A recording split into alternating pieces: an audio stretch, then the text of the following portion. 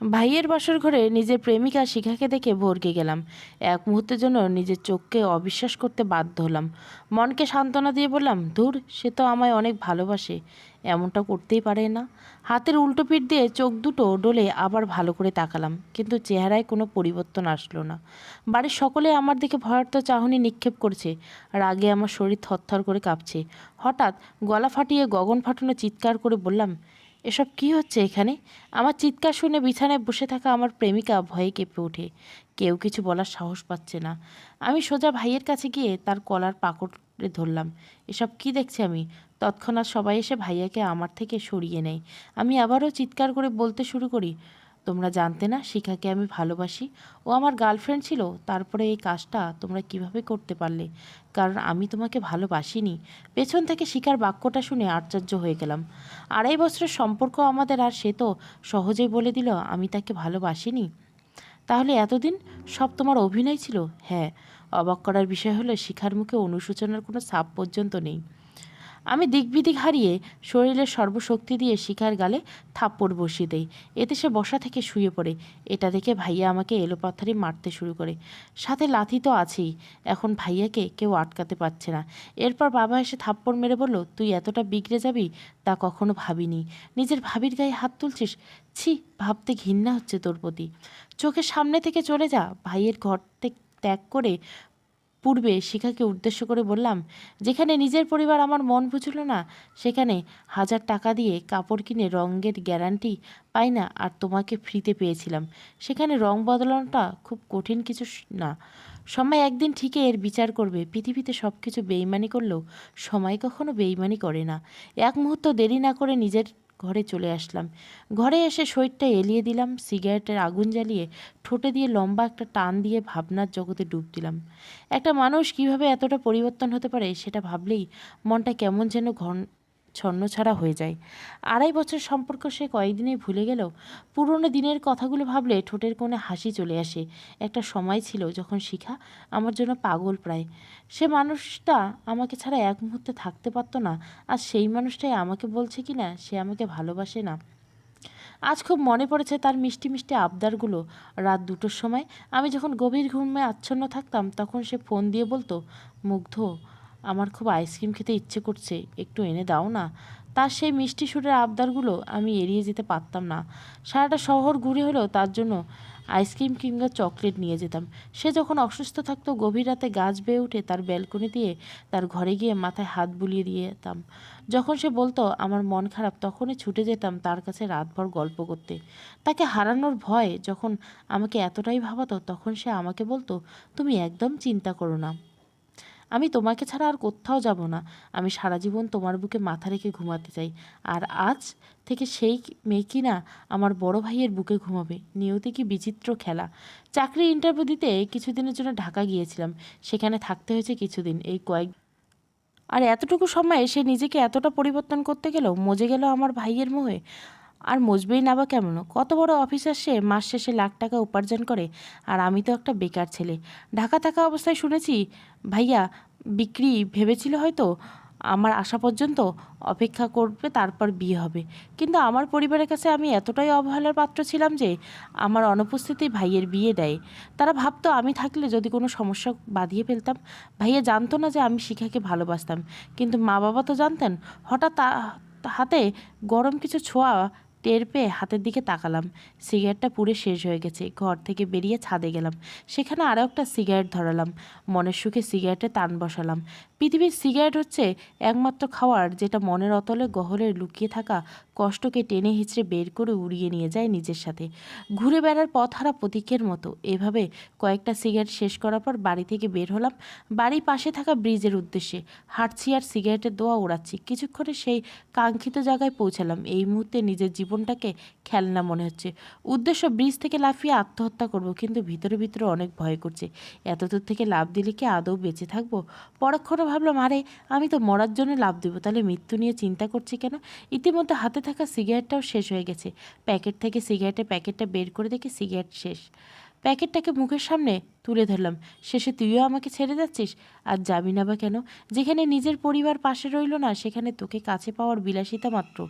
এই পৃথিবীতে সবাই স্বার্থপর রে। নিজের স্বার্থ হাসিল করার জন্য সবাই একা করে চলে যায়।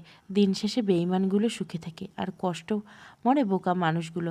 আমরা যাকে নিজের থেকে বেশি আপন ভাবি, একদিন সেই মানুষটাই পর করে চলে যায়। কেন এমন হয় বলতে পারিস? যা, তোকে মুক্তি দিলাম বলে প্যাকেট থেকে পানিতে ফেলে দিলাম। মুহূর্তে হারিয়ে গেল প্যাকেটটি। ভাবছি এভাবে আমিও হারিয়ে যাব সবার আড়ালে। ব্রিজের রেলিংয়ের উপর দাঁড়িয়ে লাফ দিল। রাত 2টোর সময় অচেনা একটা মেয়ের হাতে থাপ্পড় খেয়ে আত্মহত্যা চিন্তা আপাতত মঙ্গল গ্রহে চলে গেল। গালে হাত দিয়ে চিন্তা করছে আমাকে থাপ্পড় মারার কারণটি। লাফ দিতে যাচ্ছিলাম, তখনই কে যেন পা জড়িয়ে ধরে। তাই আর লাফ দেওয়া হয়নি। মেয়েটির দিকে ভালো করে তাকিয়ে দেখি কালো জিন্স প্যান্ট, কালো হুডি, কালো একটা মাস্ক, হুডির টুপি মাথায় দেওয়া, সব কিছু কালো। সামনে যে একটা মেয়ে দাঁড়িয়ে আছে সেটা বোঝাই যাচ্ছে না ঠিক মতো। আবার পাশে একটা কালো বাইকও রয়েছে। মেয়েটি আমার মুখের সামনে তুড়ি বাজিয়ে বলল, এই যে হ্যালো, বোবা হয়ে গেলেন নাকি? এভাবে চুপচাপ কি দেখছেন? এতক্ষণে হুঁশ হলো আমার। তার আগে আমাকে বললেন, আপনি আমাকে মারলেন কেন? আত্মহত্যা করেছিলেন তাই? জানেন আত্মহত্যা মহাপাপ? জানি, তবে আপনার সাহস দেখে অবাক না হয়ে পারলাম না। এত রাতে একা একটি মেয়ে হয়ে একটা ছেলেকে মারলেন। এখন যদি আমি আপনার কোনো ক্ষতি করি?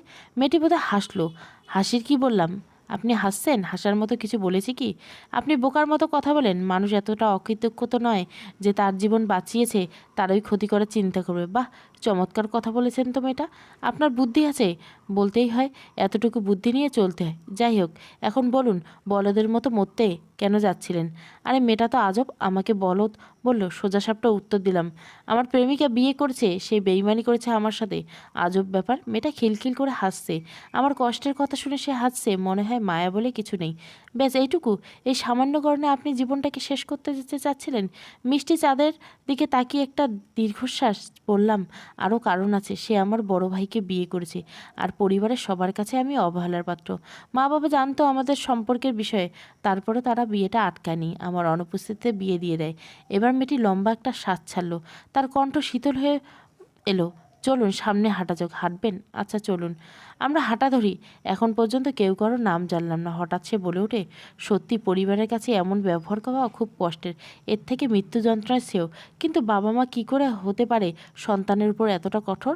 তারা কি সত্যি আপনার? জি, ঠিকই ধরেছেন, তারা আমার আপন বাবা মা নয়। শুনেছি যখন ছোট ছিলাম তখনই দত্তক নিয়েছিল আমায়।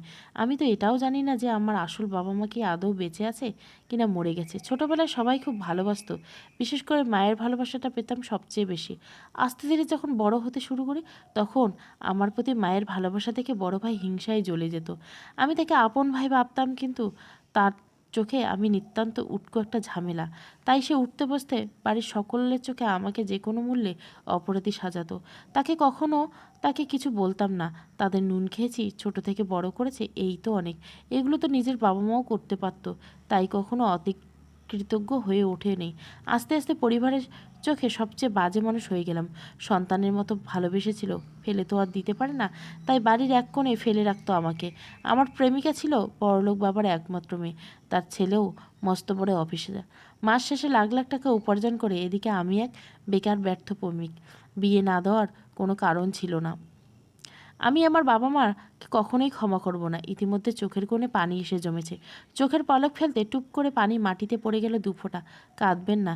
সময় এবং পরিস্থিতির সাথে নিজেকে খাপ খাইয়ে চলার নামই হচ্ছে জীবন, যেটা হোক সুখের কিংবা দুঃখের। সময় আর পরিস্থিতি তো বুঝে না আপনি আর আমি সুখে আছি কি না, কষ্টে দিন পার করছি। ভাগ্য নিজেকে পরিবর্তন করে নিতে হয়। জীবনযুদ্ধ না করলে জীবনটাকে কখনো উপলব্ধি করা সম্ভব হয়ে ওঠে না। খুব সুন্দর করে কথা বলেন আপনি, দেখবেন আবার প্রেমে পড়বেন না যেন। মেয়েটির কথা শুনে ভ্যাবাচাকা খেয়ে গেলাম। মুখের উপর কেউ এভাবে বলে?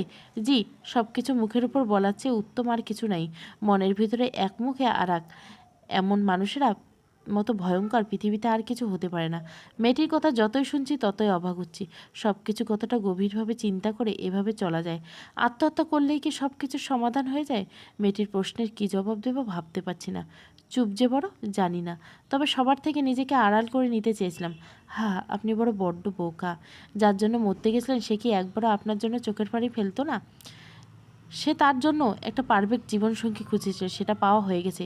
তাহলে সে কেন ভাববে তার অতীত নিয়ে? বেঈমানরা কখনো কাঁদে না। না, তাহলে বোকার মতো কেন মরতে বসেছিলেন? শক্তি রেখে যারা চলে যায় তারা কখনো হারে না। ব্যর্থতা একটা পরীক্ষা মাত্র। স্বীকার করুন কী ঘাটতি রয়েছে, দেখুন, পূরণ করুন। যতক্ষণ না পর্যন্ত সফল হন, শান্তির ঘুম ত্যাগ করুন, লড়াই করুন। সফলতা হেঁটে হেঁটে আপনার কাছে আসবে। আমরা যখন ছোট ছিলাম, হাঁটার পথে হাজারবার হোঁচট খেয়ে পড়ে গেছি। তখন কি আমরা পড়েই ছিলাম? না, উঠে দাঁড়িয়ে আবার হাঁটতে শুরু করি। তাই তো আজ এখন নিজের থেকে হাঁটতে পারি। তখন যদি চেষ্টা না করে ব্যর্থ হয়ে পড়ে থাকতাম, তাহলে আজ সমাজের কাঁধে বোঝা হয়ে থাকতাম।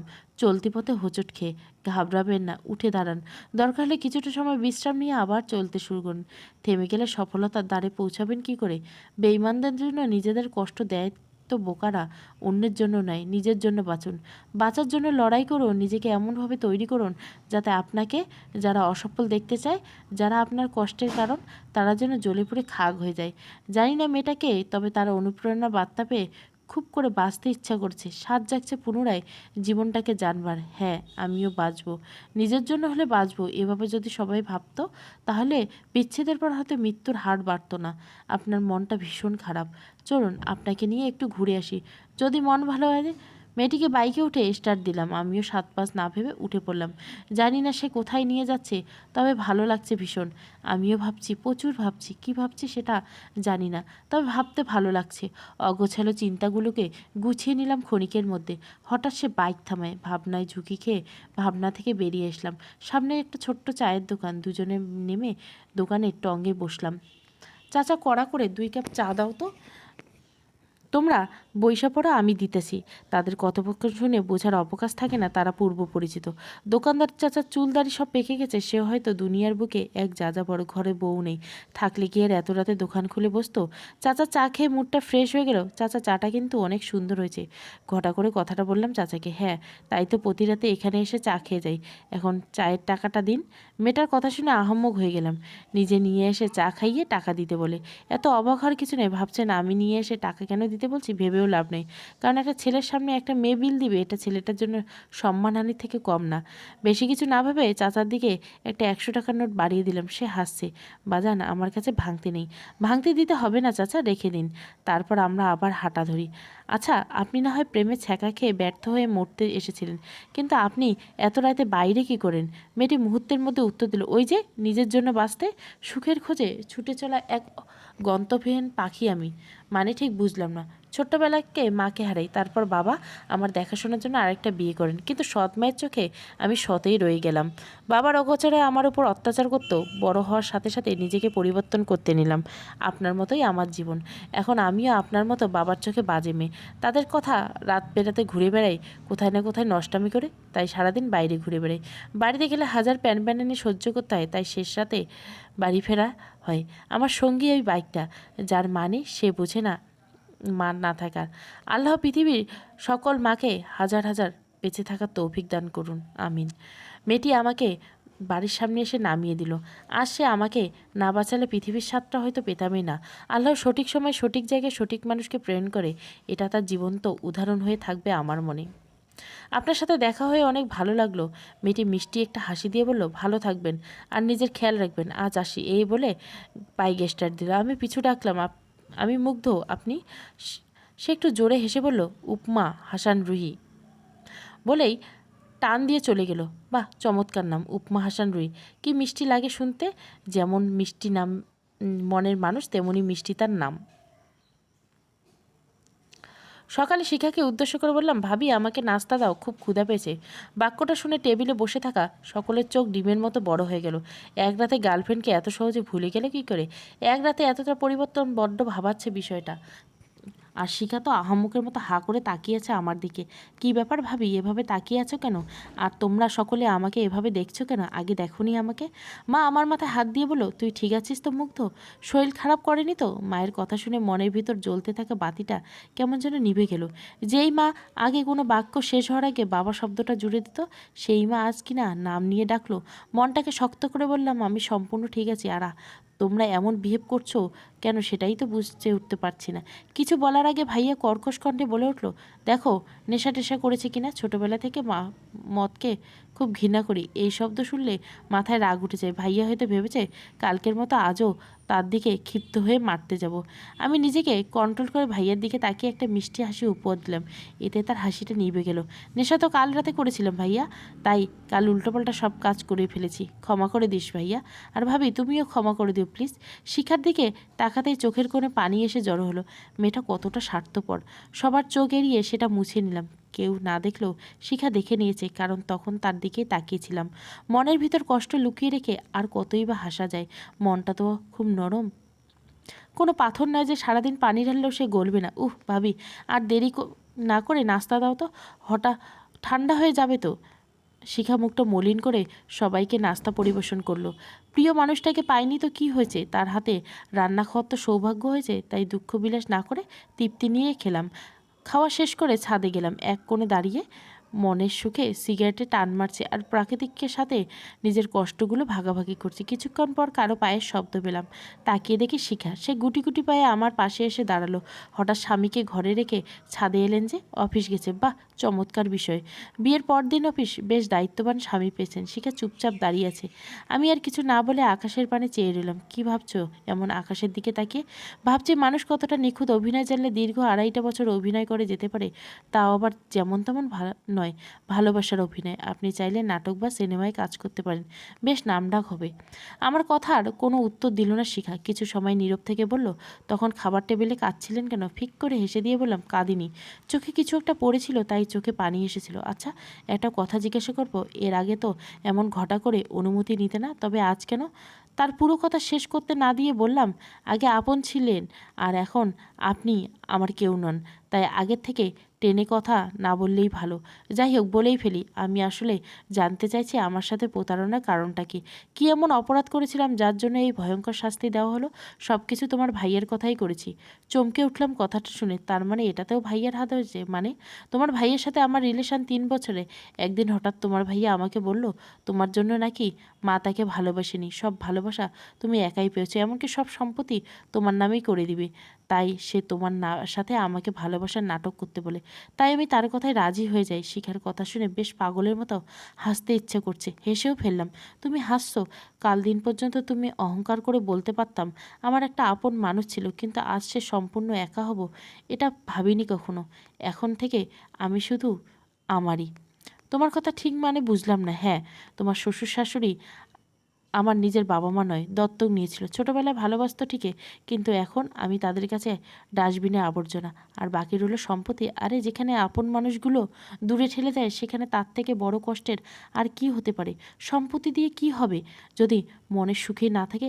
জানো শিখা, এই পরিবার থেকে যখন অবহেলা পাচ্ছিলাম, তখন হুট করে তুমি আমার জীবনে অনুপ্রবেশ করলে। তারপর আস্তে আস্তে তুমি নিজের ভালোবাসার হাত বাড়িয়ে দিলে। তখন আমি সবার নতুন একটা পৃথিবী সাজাতে ব্যস্ত হয়েছিলাম। সবাই যখন আমাকে তাদের দ্বারে থেকে তাড়িয়ে দিল, তখন শেষে এসে তোমার দ্বারে দাঁড়ালাম। তুমি ঠিকই দরজা খুললে, হাতটাও বাড়িয়ে দিলে, কিন্তু শেষ মুহূর্তে এসে মুখের উপর দরজাটা বন্ধ করে দিলে। এখন আমার পৃথিবীতে কেউ রইল না।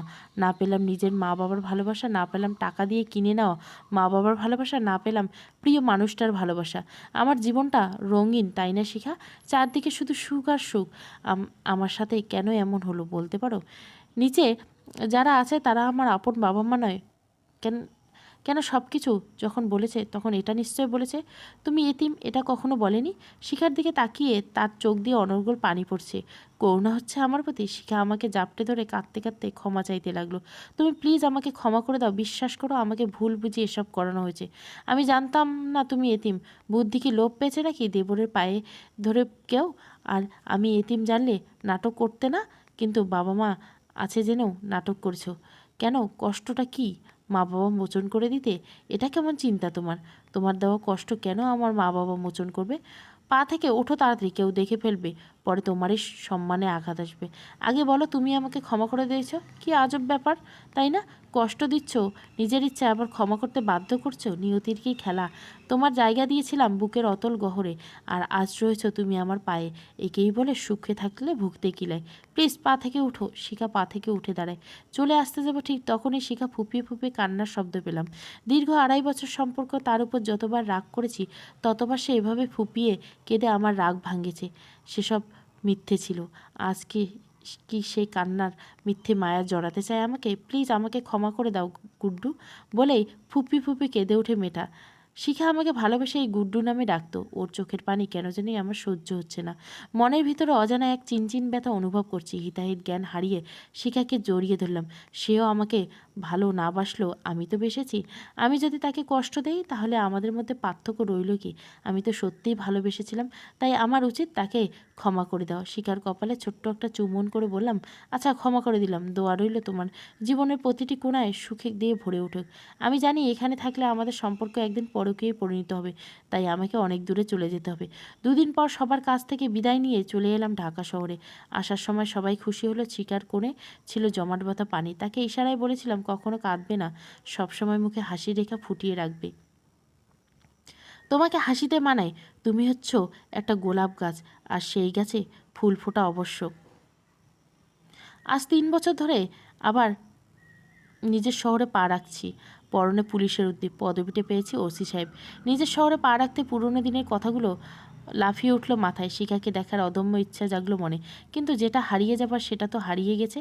তাই নিজের ইচ্ছাকে মাটি চাপা দিয়ে থানায় চলে গেলাম। সবাই খুব সুন্দর করে সম্মান জানালো।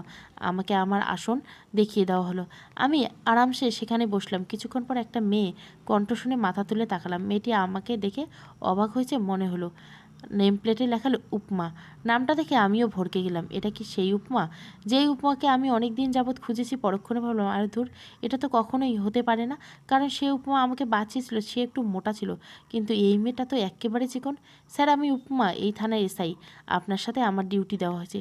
যাক, শুনে ভালো লাগলো, একটা সুন্দরী মেয়ের সাথে ডিউটি করতে পারবো। কেটে গেল 1 মাস। এই 1 মাস কত শতবার যে তাকে খুঁজেছি। হ্যাঁ, মনে পড়েছে, সে বলেছিল সে প্রতি রাতে ওই চাওয়ালার দোকানে গিয়ে চা খায়। একবার সেখানে গিয়ে খোঁজ করলে মন্দ হয় না। গেলাম রাত 2টোয়, কিন্তু হতাশ হওয়া ছাড়া উপায় ছিল না। দোকান খোলা ছিল ঠিকই, কিন্তু উপমা নেই। আশেপাশে তাকিয়ে লাভের লাভ কিছুই হলো না। চাচার কাছে 1 কাপ চা চাইলাম। চাচা সাধারণভাবে আমায় দিকে হয়তো চিনতে পারেনি। একদিনের দেখায় কি আর এতদিন মনে থাকে? তার বয়স হয়েছে। চা খেতে খেতে চাচাকে বললাম, চাচা, ওই মেয়েটা কি এখনও আর এখানে আসে না? চাচা হয়তো আমার কথা বুঝতে পারেনি। কার কথা কও বাজান? আরে, যেই মেয়েটা প্রতিদিন রাত 2টোর সময় এখানে এসে চা খেত, সাথে কালো বাঘ নিয়ে। কথাটা শুনে চাচার মনটা খারাপ হলো মনে হচ্ছে। কি হলো চাচা, আপনি মন খারাপ করলেন? বাজান, মাইয়াটা আর আহে না অনেক দিন। খুব দেখবার মন চায়।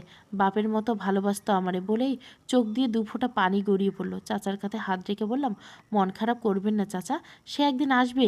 মেয়ে কি কখনো তার বাবাকে ছাড়া যেতে পারে? চিন্তা করবেন না, আর আমার জন্য দোয়া করবেন, আমি যেন তাকে খুঁজে পাই। চাচার বিল দিয়ে চলে আসি। সকালে ঘুম থেকে উঠে পার্কে গিয়ে শরীরচর্চা করলাম। তারপর বাসার দিকে রওনা দিলাম। বাসার সামনে এসে অবাক, উপমা গেটের ভিতর। আরে মিস উপমা, আপনি এখানে কি করছেন? স্যার, কালকে শিফট হয়েছি এখানে। কেটে গেল আরও কয়েকদিন। একদিন রাতে উপমা আর আমার একসাথে ডিউটি শেষ করে বাসায় ফিরছিলাম। হঠাৎ মনে হলো সেই ব্রিজের কথা। ইচ্ছে হলো সেখানে যেতে। তাই 7-5 না ভেবে গেলাম সেখানে। একই স্যার, এখানে নিয়ে এলেন যে? একজনকে খুঁজতে খুঁজে পেলেন? উপমার কথাগুলো বড় অদ্ভুত, কেন যেন মনে হয় জেনেও না জানার ভান করছে। সে শুধু ছুটে বেড়ায়, শুধু ধরা দিতে চায় না। আচ্ছা স্যার, একটা প্রশ্ন করুন। হ্যাঁ করুন। আপনি কি বিবাহিত? একটা মুচকি হেসে জবাব দিলাম। বিয়ের কথা কখনো চিন্তা করা হয়নি। আমার কথা শুনে মেয়েটি মনে হয় খুশি হলো। সে আবারও প্রশ্ন করলো, কাউকে ভালোবাসেন? তার কথা শুনে মনটা কেমন যেন খারাপ হয়ে গেল। মনে পড়লো পুরনো দিনের সেই স্মৃতিগুলো। একটা দীর্ঘশ্বাস ছেড়ে বললাম, একজনকে ভালোবাসতাম, কিন্তু সে আমাকে ছেড়ে চলে গেছে তার সুখের ঠিকানায়। সেখানে গেলে সে ভালো থাকবে। এখন আর কাউকে ভালোবাসি না। সেদিকে আর পা বাড়ানো হয়নি, তবে একজনকে খুব করে অনুভব করি। অদ্ভুত বিষয় হলো, সেই মেয়েটার নাম উপমা। আপনার এক্সকে খুব ভালোবাসেন? বাদ দিন না, সে সুখে আছে, এই তো অনেক। আমার ভালোবাসা পূর্ণতা পায়নি তো কী হয়েছে? সে সুখী হলে হলো। তাকে তো আমি আমার সাথে সুখী দেখতে চেয়েছিলাম, আর সে সুখেই আছে। শুধু মানুষটা আলাদা, এতে ক্ষতি কী? আমার কথা শুনে মেয়েটি একটা লম্বা শ্বাস ছাড়ল। আপনার আবার কি হলো? উপমা হেসে জবাব দেয়, ভাবছি স্যার। কি ভাবছেন? আপনি মানুষটা বড় অদ্ভুত। সাধারণ মানুষ তার প্রেমিক বা প্রেমিকাকে হারালে বা ছেড়ে গেলে অনেক অভিশাপ দেয়, কিন্তু আপনি পুরো উল্টো। হ্যাঁ হ্যাঁ, বাদ দিন। আরেকটা কথা বলি, এটা থানা নয় যে বারবার অনুমতি নিতে হবে। সেটা বললেই হয়। এত ঝাঁজ দিয়ে কথা বলেন কেন? আরে উপমা, আমার সাহসের সাথে রেগে কথা বলছেন। সাহস তো কম নয়। আপনার সাহস তো কম নয়, আমার সাথে রেগে কথা বলেন। এত সাহস কে দিল আপনাকে? উপমা তার মুখটা একদম আমার কাছে এনে বলল, এটা থানা নয় যে আপনাকে ভয় পেয়ে কথা বলবো। বাপরে, মেয়ে তো এক্কেবারে আগুন। এসআই হয়ে ওসিকে ফাপড় দেয়। আমার দাম থাকলো। যাই হোক, বলে ফেলি, আপনি যাকে অনুভব করেন তাকে যদি খুঁজে পান তাহলে কি করবেন? এক্কেবারে বিয়ে, যদি সে রাজি হয়। উপমা মনে হয় আমার কথা শুনে খুশি হলো। এটা ভালো হয়েছে। প্রিয় মানুষকে হারিয়ে যেতে দিতে নেই। একবার হারিয়ে গেলে সারা জীবন আফসোস কাটাতে হয়। নিয়তি বড়ই অদ্ভুত। কেউ কি করে ইচ্ছে করে তার প্রিয় মানুষটিকে হারায়? তারা নিজের রং বদলিয়ে নতুন রঙের ছোঁয়ায় ডুবে যায়, হারিয়ে যায় সেই রঙের অতল গহরে। জীবনে কেটে গেল কষ্টের সাগরে ভেসে, সব সয়ে গেছে। কষ্ট পাবেন না। জীবন এমন এক মুহূর্ত আসবে, তখন শুধু সুখ আর সুখ দেখবেন। একদিন সুখ রাজ্যে ভাসছে। কারণ দুঃখের পরে সুখ আসে। দুঃখ তো একটা পরীক্ষা মাত্র। আপনার কথাগুলো খুব পরিচিত মনে হচ্ছে। হতে পারে। আচ্ছা, সেই মেয়েটা যদি দেখতে কুৎসিত হয় তবুও তাকে বিয়ে করবেন? হা হা, চেহারা দিয়ে আর কি করব? যদি মনটা হয় বিষাক্ত, সে কুৎসিত হোক সুন্দর, এতে আমার যায় আসে না। তার মনটা অনেক সুন্দর। একটা মানুষ কতটা ভালো হলে একজনের প্রাণ বাঁচিয়ে তাকে বাঁচতে শেখায়। সে আর যাই হোক, সে আর 5টা মেয়ের মতো বেঈমান হবে না। যদি সে কুৎসিত হয় তাহলে আমার জন্য ভালোই হবে। উপমা অবাক হলো শেষের কথাটা শুনে। কুৎসিত হয়ে ভালোই হবে কেন? কেননা আজকের দিনে পরকীয়া এতটা বৃদ্ধি পেয়েছে, আর এগুলো সুন্দরী মেয়েরাই বেশি করে। আর বিশেষ করে বউ নিয়ে বাইরে বের হলে রাস্তায় নিয়ে কিছু কুকুরের বাজে নজর যেতে হয়। কুৎসিত হলে কেউ তাকাবে না।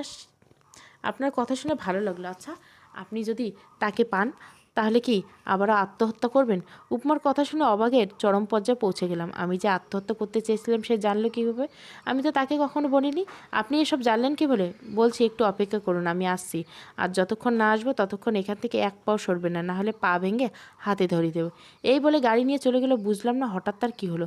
মেয়েটি আজ বড় অদ্ভুত আচরণ করছে। দাঁড়িয়ে রইলাম। কিছুক্ষণ পর বাইকের শব্দ শুনলাম। পিছনে তাকিয়ে দেখি সেই পুরনো দিনের মেয়েটি। কালো হুডি পরা, কালো মাস্ক, হুডির টুপি দেওয়া, কালো বাইক। সে এসে আমার সামনে দাঁড়ালো। শুধু নির্বাক হয়ে দাঁড়িয়ে দেখছি। স্বপ্ন দেখছি না তো? আমার সামনে দাঁড়িয়ে আছে সেই পুরনো উপমা, যার জন্য আজ আমি বেঁচে আছি। বেঁচে থাকতে তার সাথে আবার দেখা হবে ভাবতে পারিনি। তাই তাকে দেখাতে বিভোর হয়ে আছি। কখন যে সে সামনে এসেছে দাঁড়িয়েছে বুঝতেই পারিনি। এই যে মিস্টার ক্যাবলাকান্ত, কি দেখছেন এভাবে? যেদিন আপনার সামনে এসে দাঁড়াই সেদিনে এভাবে তাকিয়ে থাকেন? কি ঘটনা বলুন তো?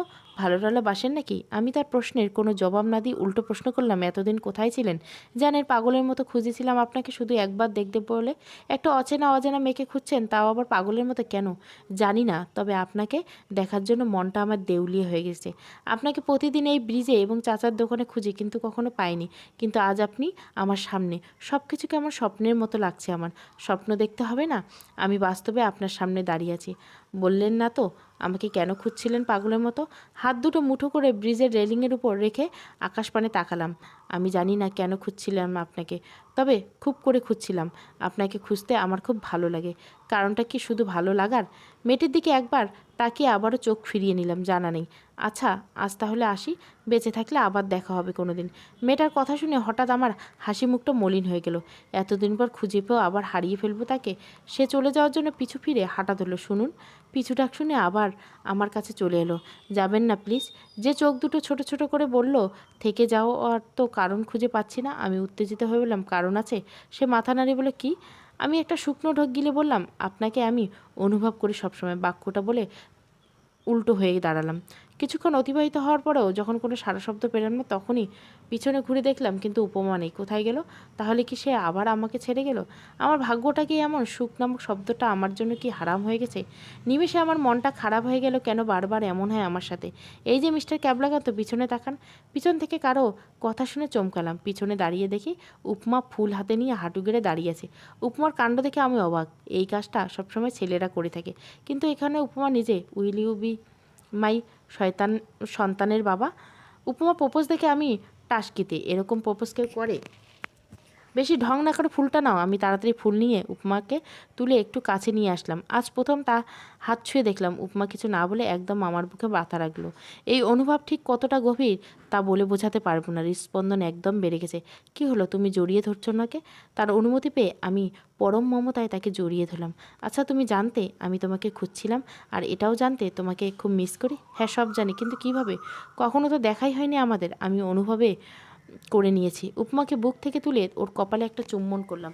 তারপর নিজের থেকে ওর মাস্ক খুলতে লাগলাম খুব আগ্রহ নিয়ে। হঠাৎ উপমা আমার হাতে হাত রাখলো। কী হলো, আটকালে কেন? আমি যদি দেখতে অসুন্দর হই তাহলে আমার জন্য ভালো, কিন্তু কথায় কথা আত্মহত্যা করতে চাও মানুষকে আমি বিয়ে করতে পারবো না। সে ভয় এখন আর নেই। নিজেকে পরিবর্তন করে নিচ্ছে। সত্যি তো? বিশ্বাস না হলে তুমি চলে গিয়ে দেখো, এক ফোঁটা পানি পড়তে দিব না চোখ দিয়ে। তাই আমি চলে গেলে তুমি কাঁদবে না? ঠিক আছে, তাহলে চলে যাচ্ছি। উপমা চলে যেতে ধরলে ওকে টেনে বুকে জড়িয়ে নিলাম। একজন তো চলেই গেছে নিজের ইচ্ছা মতো, তোমাকে কোনোদিন যেতে দিচ্ছি না। ঢং। মানুষ বোকা হয় জানতাম, তুমি এতটা ক্যাবলাকান্ত হবে ভাবিনি। তোমাকে যে কি দেখে এত বড় পুলিশ অফিসার বানালো। যে মানুষ একটা মেয়েকে মনের কথা বলতে ভয় পায়, সে কীভাবে চোর খুনিদের পিছনে দৌড়ায়। উপমার কথা শুনে অজান্তে হেসে দেই। কী হলো, হাসছো কেন? শোনো, সব পুরুষ যত ক্ষমতা বা সাহসী হোক না কেন, ভালোবাসার মানুষটির কাছে সে অসহায় হয়ে যায়। সে আর কিছু বলল না। আমি আবারও উপমার মাস্কে হাত দিলাম। এবার আর বাধা দিল না। আস্তে আস্তে নাকের নিচ থেকে নামিয়ে ফেললাম। নাকটা একদম খাড়া আর চুলগুলো লাল হয়ে গেছে, একটু চেনা চেনা লাগছে। আবার পুরো মুখটা খুললাম। সঙ্গে সঙ্গে এক হাত দূরে গিয়ে দাঁড়ালাম। অবাগের চরম পর্যায়ে পৌঁছে গেছি। এতদিন যার সাথে সবসময় ডিউটি করতাম, সেই মেয়েটি, সেই পুরনো উপমা। সে সব জেনেও চুপ ছিল। তুমি? সে নিশ্চিন্ত হয়ে উত্তর দেয়, হ্যাঁ আমি। এতে এত অবাক হচ্ছ কেন? পছন্দ হয়েছে নাকি আমাকে? ভালোবাসা যাবে না এরকম কিছু না, কিন্তু তুমি সব জানার পরও আমাকে বলোনি কেন? বললেই কি আজ আপনার মনের কথাগুলো জানতে পারতাম। আচ্ছা সরি। হঠাৎ ও ওর আপনি বলায় বুঝলাম অভিমান হচ্ছে। সে ভেবেছিল তাকে দেখে খুশি হব, কিন্তু তা না করে হয়েছি অবাক। সরি দিয়ে হবে না, শাস্তি তো পেতেই হবে। সে অসহায় দৃষ্টিতে তাকিয়ে রইল। আমি ওকে মারার জন্য হাত তুললে সে চোখ দুটো বন্ধ করে নিল। আমি আর বিলম্ব না করে ওকে কোলে তুললাম। উপমা আরে বেশি ভয় পেল, কিন্তু চোখ এখনও বন্ধ। সে ভাবছে কি হচ্ছে এসব। আমি তার নাকের ডগায় আলতো করে একটা চুম্বন করলাম। সঙ্গে সঙ্গে সে চোখের পাতা তুলে তাকায়। কি করছো, মানুষ দেখবে? তুমি আবার কবে থেকে মানুষের চিন্তাধারা শুরু করলে? হি হি। এভাবে হেসো না, কন্ট্রোল হারিয়ে ফেলবো। এই খবরদার, রাস্তায় কোনো ভণ্ডামি চলবে না। কে শুনে কার কথা? উপমার দুই চোখের পাতা এবার চুম্বন করলাম। সে লজ্জায় বুকে মাথা লুকালো। তাকে বাইকের উপর উঠিয়ে বসলাম। নাও চালাও, বাসায় চলো। উপমা স্টার্ট দিল। আমি পেছনে ওকে জড়িয়ে ধরে ঘাড়ে থুতনি লাগলাম। এতে শিউরে উঠলে। মুগ্ধ, কী করছো? প্লিজ। ওর কানের নিচে ঠোঁট স্পর্শ করলাম। এতে ঘাড় থেকে থুতনি সরিয়ে নিলাম, তবে জড়িয়ে ধরে আছি। আর সে আপন গতিতে বাইক চালাতে শুরু করছে। আজ আমার কতটা ভালো লাগছে বলে বোঝানো অসম্ভব। প্রিয় মানুষকে কাছে পাওয়ার অনুভূতি আলাদা। আচ্ছা, তুমি কবে থেকে আমায় ভালোবাসো? যবে থেকে আমার অনুভবে তুমি এসেছো পাগল। সকালে কলিং বেল বাজানোর শব্দে ঘুম ভেঙে গেল। একরাশ বিরক্ত নিয়ে চোখ খুলে দেখি উপমা দাঁড়িয়ে আছে হাতে বাটি নিয়ে। উপমাকে দেখার সঙ্গে সঙ্গে মুখের বিরক্তি উবে গেল। উপমাকে দেখে মনটা কেমন যেন খুশিতে ভরে গেল। বুকে দু হাত গুজে দিয়ে দরজায় হেলান দিয়ে বললাম, কি ব্যাপার ম্যাডাম, আজ আমার বাড়িতে আগমন? উপমা মুখটা ভেঙচি দিয়ে বলল, এমন হিরোদের মতো ভাব না নিয়ে দরজা থেকে সরে দাঁড়ান, আমি ভিতরে যাব। অগত্যা আমাকে ঠেলে ভিতরে ঢুকলো। অমনি আমার হাওয়া ফুস হয়ে বেরিয়ে গেল। তোমার বেডরুম কথা আমি অসহায় ছেলের মতো দেখলাম। উপমা বাটি হাতে নিয়ে চলে গেল আমার রুমে। আমি তার পিছু পিছু গেলাম। বাটিটা টেবিলের উপর রেখে কোমরে হাত দিয়ে আমাকে আদেশ করলো, যাও গিয়ে ফ্রেশ হয়ে এসো। বাথরুমে গিয়ে ব্রাশ করছি আর ভাবছি, বাপরে, এই মহিলা বিয়ের আগে এভাবে আদেশ করছে, বিয়ের পর না জানি কি হয়। কি হলো, ব্রাশ করতে এতক্ষণ লাগে? এই মেয়ে তো দেখে আমাকে সবসময় দৌড়ের উপর রাখবে। তাড়াতাড়ি ফ্রেশ হয়ে চলে গেলাম।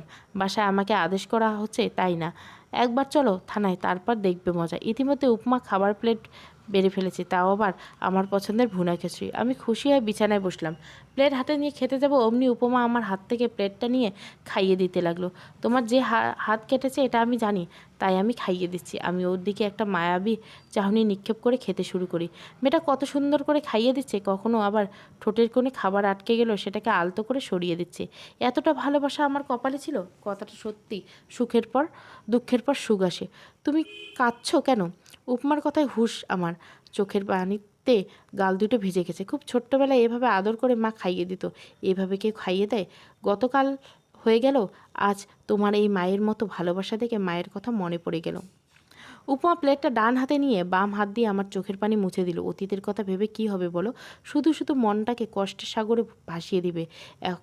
এখন ভাববে শুধু বর্তমান নিয়ে। বর্তমান ভালো থাকলে ভবিষ্যৎ ভালো থাকবে। আমি উপমাকে জড়িয়ে ধরে বললাম, এই দুনিয়া আমার সকল আপনজন আমায় ছেড়ে গেছে, তুমি কখনো আমায় একলা করে যেও না, যাওয়ার আগে নিজের করে নাও। তাই করতে হবে, হয়েছে, এখন বাকিটুকু খেয়ে নাও। আবারও খাইয়ে দিচ্ছে উপমা। খুব ভালো লাগছে উপমার হাতে খেতে। যেভাবে মিষ্টি মেয়ে, তেমনি তার হাতের রান্না অতুলনীয়। খাইয়ে দিতে দিতে উপমা বলল, শোনো, পুরুষ মানুষ এতটা আবেগী হলে চলে না। পুরুষদের হতে হয় কঠোর, না হলে যে কেউ মন নিয়ে খেলা করবে। বাস্তব জীবনে আমি অনেক আবেগী বলে রাগ উঠলে আবেগে মায়েরে বাপ। খাওয়া শেষ করে উপমার ওঠার সময় বলি, একটা কথা বলি, রাগ করবে না তো? বলো, রাগ করবো না। কাল আমি ইচ্ছে করে তোমার হাত কেটে দিয়েছি যাতে তোমাকে খাইয়ে দিতে পারি, হি হি বলে উপমা পালাতে চাইলো, পারল না। ওর বাম হাত ধরে হ্যাঁচকা টান দিয়ে বুকের সাথে মিশিয়ে নিলাম। পেটটা মেঝেতে পড়ে ভেঙে গিয়ে একাকার। আমার সাথে শয়তানি, তাই না? এবার দেখাচ্ছি মজা বলেই উপমার ঠোঁটের কাছে নিজের ঠোঁট দুটো নিয়ে গেলাম। একদম কাছাকাছি, দুজনের নিঃশ্বাস বাড়ি খাচ্ছে ঠোঁটের উপর। মুগ্ধ, কী করছো? আমার হাত কেটে দেওয়ার মজা বুঝবে, প্লিজ কিছু করো না। আমি কোনো কথা না বলে ওকে কিস করবো, তখনই উপমা ওর হাত চার ঠোঁটের মাঝখানে নিয়ে আসে। তারপর আমাকে বিছানায় ধাক্কা দিয়ে দৌড়ে পালাতে প্লেটে ভাঙা টুকরো ওর পায়ে বিঁধে উপমা হালকা বলে চিৎকার করে মেঝেতে বসে পড়ে। উপমার চিৎকার শুনে আমি ধরপড়িয়ে উঠি। তাড়াতাড়ি উপমার কাছে গিয়ে কোলে তুলে নিলাম, বিছানায় বসিয়ে তারপর ফার্স্ট এড বক্স এনে মেঝেতে হাঁটু গেড়ে বসি। কাচের অনেকটা অংশ ঢুকে পড়েছে। এটা যদি এমনই বের হয় তাহলে উপমা পুরো বাড়ি মাথায় তুলে ফেলবে, চিৎকার করবে। তাই প্রথমে কাজটাকে ভালো করে ধরলাম, তারপর এক হাত দিয়ে উপমার গলা জড়িয়ে ওর ঠোঁটে আমার ঠোঁট ডুটিয়ে গভীরভাবে ডুবিয়ে দিলাম। উপমা শুধু ফ্যালফ্যাল করে তাকিয়েছে আর ব্যথায় চোখ দিয়ে পানি পড়ছিল। ওর ঠোঁটে ঠোঁট রেখে হ্যাঁচকা টান দিয়ে বের করে ফেললাম কাচের টুকরো। ও বুঝতেই পারিনি কখন টানবো, কিন্তু কাজটি বের করার সময় ঝাঁকুনি হয়েছে। এখন মেডিসিন দিয়ে পরিষ্কার করছে। উপমা ফুপিয়ে ফুপিয়ে কাঁদছে। ওকে সান্ত্বনা দিয়ে বলছে, আরে বাচ্চাদের মতো কাঁদছো কেন? কিচ্ছু হয়নি, এক্ষুনি ঠিক হয়ে যাবে। কিন্তু ওর কান্না থামছে না। পরিষ্কার করে ওর কাটা জায়গায় আলতো করে একটা চুম্বন করলাম, তারপর ব্যান্ডেজ করে দিলাম। এত ছটপট করো কেন? সবসময় ভালো লাগে তাই। উপমা আমার বুকে মাথা দিয়ে বুকে হাত বুলিয়ে দিতে শুরু করেছে। চলো না বিয়ে করি, আমরা দুজন রিলেশন করে শুনেছি এটা থানায় জানাজানি হলে কেলেঙ্কারি হয়ে যাবে, তাই ভালো বিয়ে করে ফেলি। আর তুমি একটু বেশি রোমান্টিক হচ্ছ, খালি কিস করতে চাও। আমিও তাই ভাবছি, কিস করার জন্য হলে একটা বউ চাই। উপমা আমার বুকে কিল ঘুষি মারে অনেকক্ষণ। দুদিন পর থানায় সবাইকে জানিয়ে আমাদের বিয়ের সিদ্ধান্ত। সবাই মিষ্টি খেতে চাইলো। সবার সামনে যখন আমার আর উপমার বিয়ের কথা হচ্ছিল, তখন উপমার লজ্জায় সবার সামনে থেকে বুকে মুখ লুকিয়েছিল। কিন্তু সে ভুলেই গেছে সে আরও বেশি লজ্জায় পড়ার কাজ করলো। সামনে যে এসপি স্যার দাঁড়িয়ে আছে সেটা ভুলে গেছে। মেয়েরা এতটাই লজ্জাপতি হয়, এখানে যে আমরাও আছি সেদিকে কি খেয়াল আছে? এসপি স্যারের বাক্যটা শুনে উপমা আরও বেশি লজ্জা পেল। আমার আর বুঝতে বাকি রইল না, আর কিছুক্ষণ থাকলে উপমার লজ্জার ঠেলায় জ্ঞান হারিয়ে ফেলবে। আমি উপমাকে নিয়ে চলে আসতে যাব, ঠিক তখনই এসপি স্যার আমার কাঁধে এসে হাত রেখে বললেন, তোমার জন্য শুভকামনা রইল ইয়াংম্যান। ধন্যবাদ স্যার, দোয়া করবেন আমার জন্য। আর শোনো, 6 মাস আগে উপমা বাবা মা দুজনেই মারা যায়। যদিও তোমাকে বলার কোনো কারণ নেই, তবুও বলছি, মেয়েটাকে কখনো কষ্ট দিও না। কিছুদিন আগে অনেক বড় একটা ধাক্কা সামলেছে। এখন এই পৃথিবীতে ওর আপন বলতে শুধু তুমি। জি স্যার, আপনি চিন্তা করবেন না, আমি উপমাকে সবসময় সুখে রাখার চেষ্টা করব। উত্তরে স্বরূপ এসপি এসে মুচকি হাসি দিয়ে স্থান ত্যাগ করলো। আমি উপমাকে নিয়ে নিজের কেবিনে চলে আসি। চেয়ারে বসিয়ে দিলাম। তুমি খুশি তো? উপমা আমার কপালে আদর দিয়ে বলল, অনেক।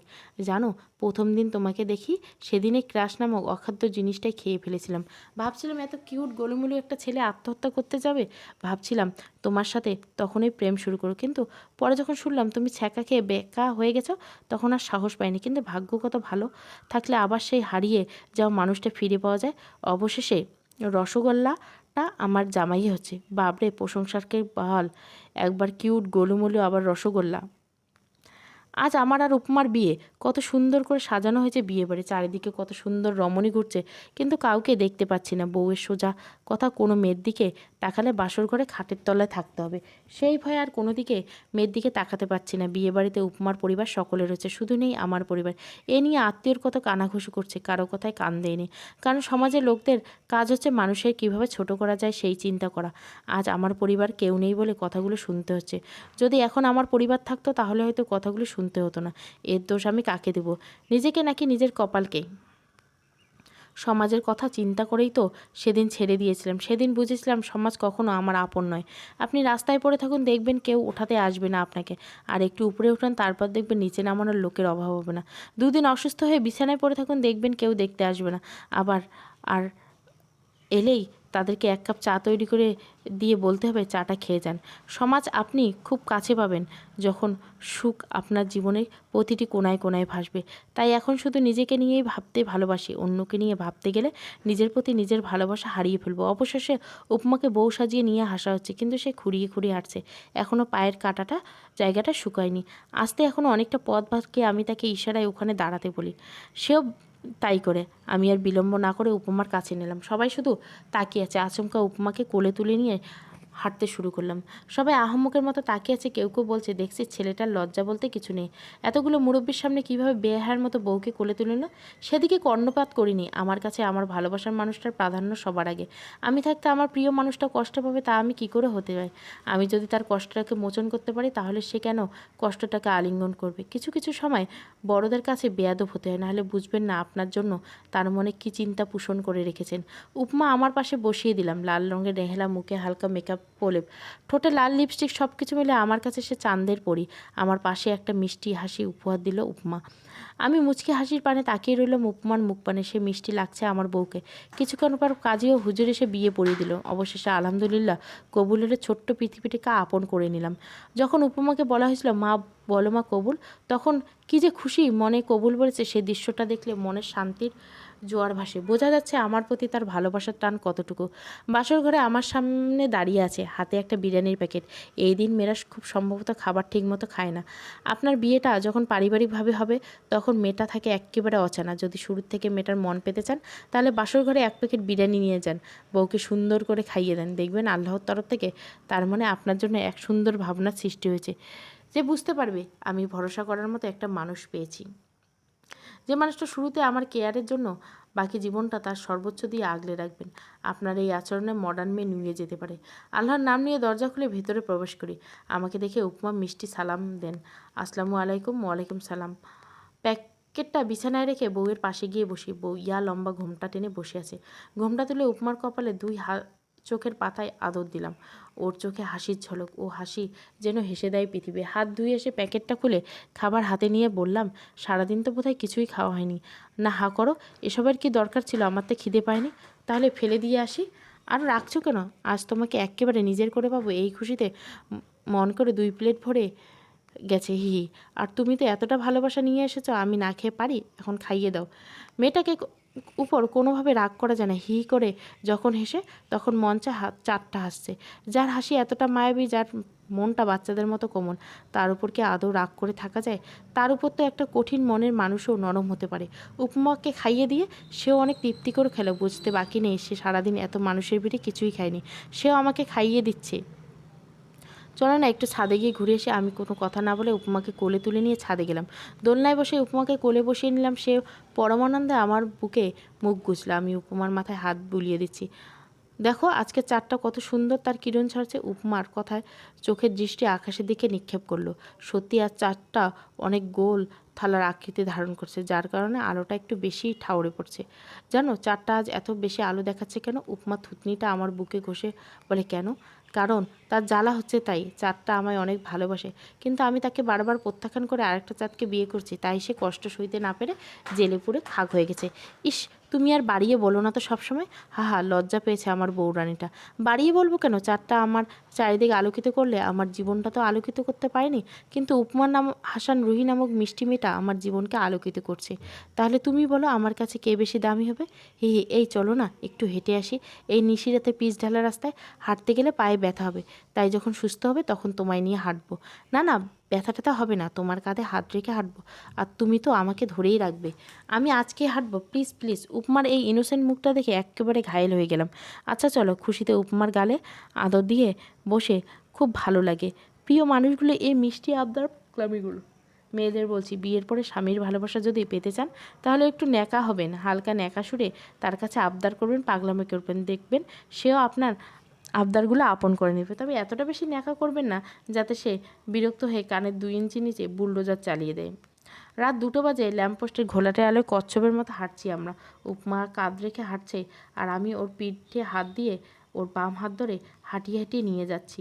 প্রিয় মানুষটা যখন হাতে হাত রেখে হাঁটে তখন সেই অনুভূতি প্রকাশ করার থাকে না। তৈরি থেকো প্রিয়, কোনো এক নিশিরাতে ল্যাম্পপোস্টের আলোয় হাত রেখে হাঁটবো দুজন। চাঁদের পরিটা। আইসক্রিম খাবে?